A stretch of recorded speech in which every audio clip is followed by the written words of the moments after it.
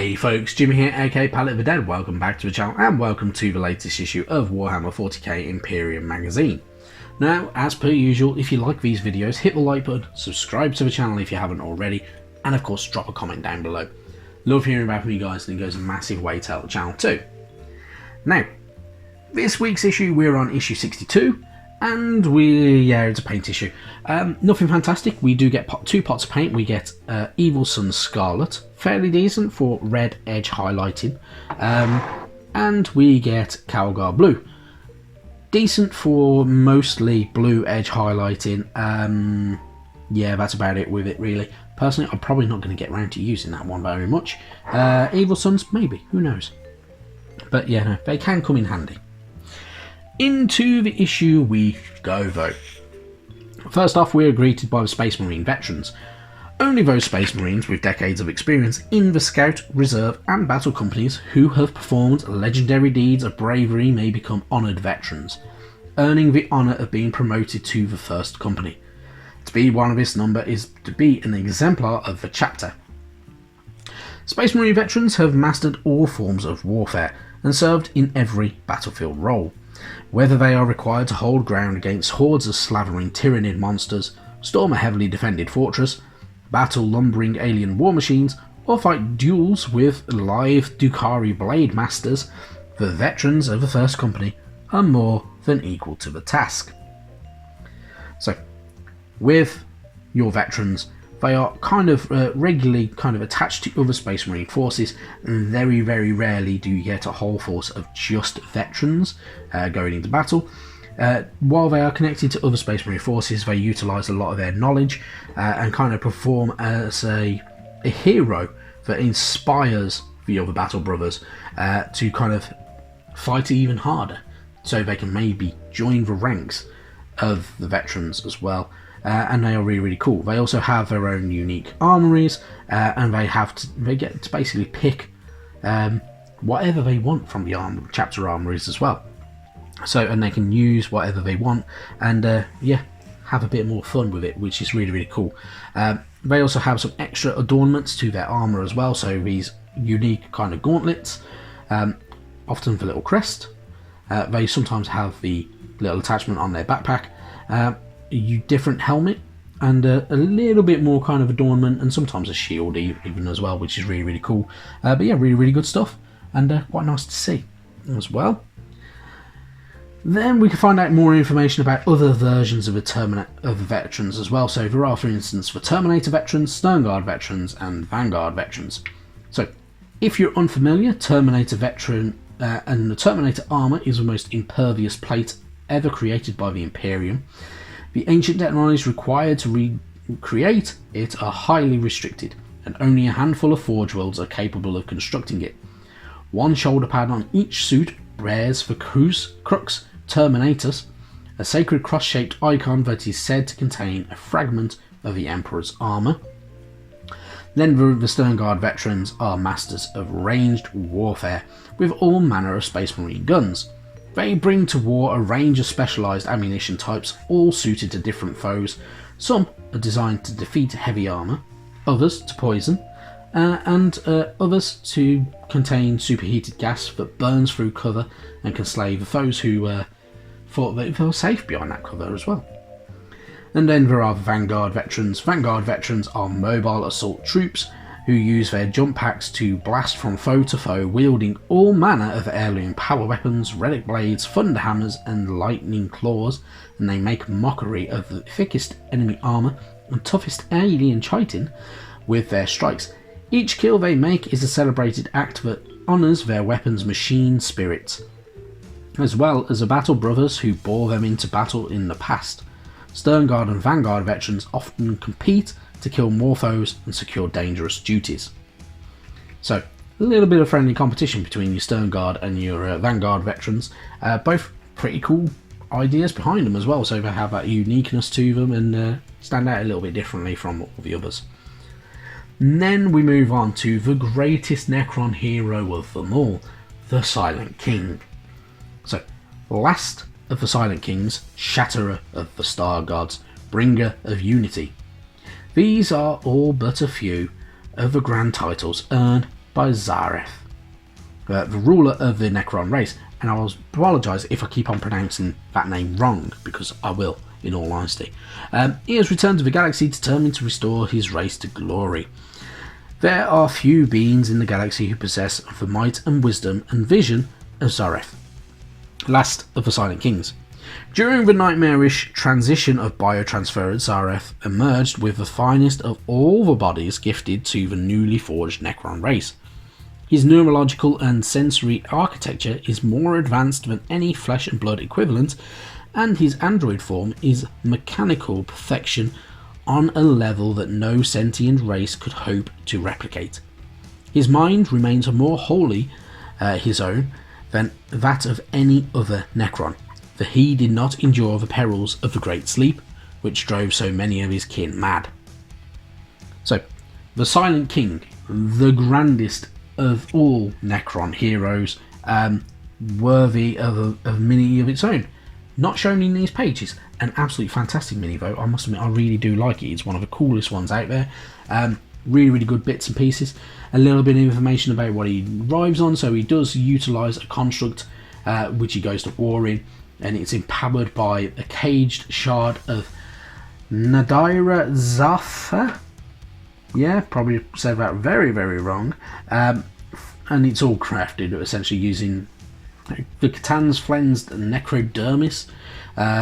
It is the Burning One's own fire that Zareth amplifies through his regal scepter of internal glory, and of course being one of the final of the Triarch as well. His regime is known as the final Triarch, I should say, and his first act upon returning and revealing himself to his people was to appoint 2 Therons of lesser dynasties to form a new Triarch, and kind of increase his will and dominion over the rest of the Necrons, and start pushing forward with them. So really, really good stuff. Then we move on, we get information about one of the other Space Marine chapters, the Crimson Fists. These are brave and stoic warriors. So the Crimson Fists have faced annihilation, only to rise once more, defiant in the face of overwhelming odds. Despite the great tragedies they have suffered, the Crimson Fists continue to battle the Emperor's foes on dozens of fronts. So, created during the second founding, the Crimson Fists were initially formed from young and level-headed members of the Imperial Fists. The Crimson Fists were initially a fleet-based chapter, but were granted fiefdom over the planet Rin's world during their heroism in the Voltigen Crusade, during which they battled and destabilised several Orc empires. Eventually, though, the Orcs would return to haunt the Crimson Fists when Snagrod, the arch-arsonist of Sharadon, invaded Rin's world. The war saw the near annihilation of the Crimson Fists when their fortress monastery was obliterated by a stray missile from their own defence system. Only 16 of the Space Marines manning the fortress's defences survived, among them the chapter master, Pedro Cantor. Cantor was able to rally the survivors, waging a guerrilla campaign that eventually saw the defeat of the Orcs and the liberation of Rin's world as well. So a nice little bit of history about the Crimson Fist, which is actually more interesting than most of the history of all of the others. And we get more information about Pedro Cantor on this page as well, and a bit more information on Rin's world as well, which is actually pretty damn cool. Yeah, it's a bit of feral backwater, but seems actually pretty cool. So a little bit different as well.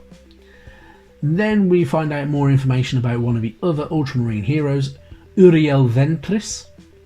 Uriel Ventris has known both glory and infamy in the course of his service.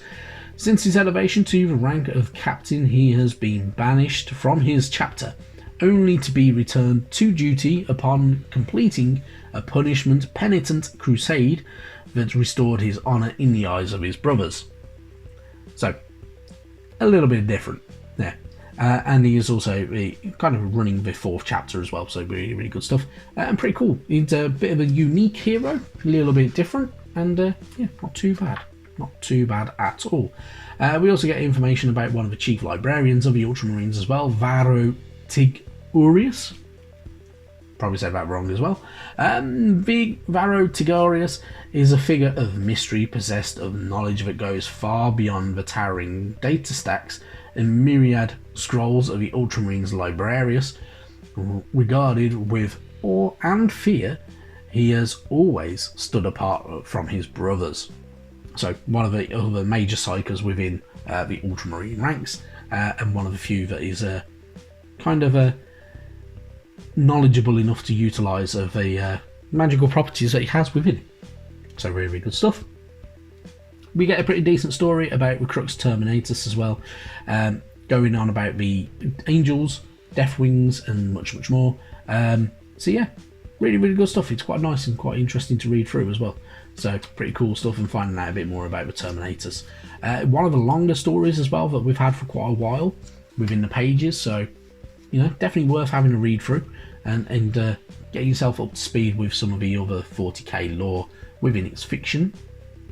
Then you get your how to paint guide. So this is all about edge highlighting and utilising that Calgar blue, and of course the Evil Sun Scarlet that we've just had on your Space Marines to edge highlight and kind of bring to life that armour a little bit better as well. Entirely up to you if you want to utilise it that way. You can do, it'll do you just as good. But yeah, really, really good stuff. It's quite handy to have, it's quite decent to have, and you can get some really, really good looks out of it. And this is actually a really, really good technique to kind of teach you how to utilise those paints in a very constructive way and a very handy way as well. So definitely worth having a nosy through, and when you're done with it, you can get some really, really good looking models out of it. So definitely worth having a blast with. So pretty good stuff, so not bad at all. Then we move on, we get faction rules for the Space Marines. So Obscuration Discipline. So the Obscuration Discipline is a suite of psychic powers that can be manifested by your Phobos Librarian. Librarian knows up to 2 psychic powers from this list, in addition to the Smite psychic power. And then you can go back to obviously looking at how they utilise that. So pick a couple of those into your battles and you can utilise them how you will. And obviously you get a bit of tutorial how to use certain things, like for instance the temporal corridor on here as well. So it actually comes in quite handy a lot of times, so it's not too bad. And then we move on, we have our veterans. So because we're getting further and further into the magazine collection, the battles are getting more kind of different, and they are going from kind of going into veteran style battles. So these are bigger battles and ones where you kind of pick more of yourself, and so yeah, it's all about picking your up to 50 power for your good old Space Marines and your Necrons, or any part of the Imperium. So it's entirely up to you if you're using whatever, really. Yeah, really, really good stuff. And yeah, not too bad. 2 mats placed together side by side. So one's from 38 and 58. Slap them together. 3 control points to go for. Have a bit of fun. Why not? Pretty good stuff. And then finally, we're going to move on to what's coming next week. So next week, we have the awesome Vanguard Space Marines.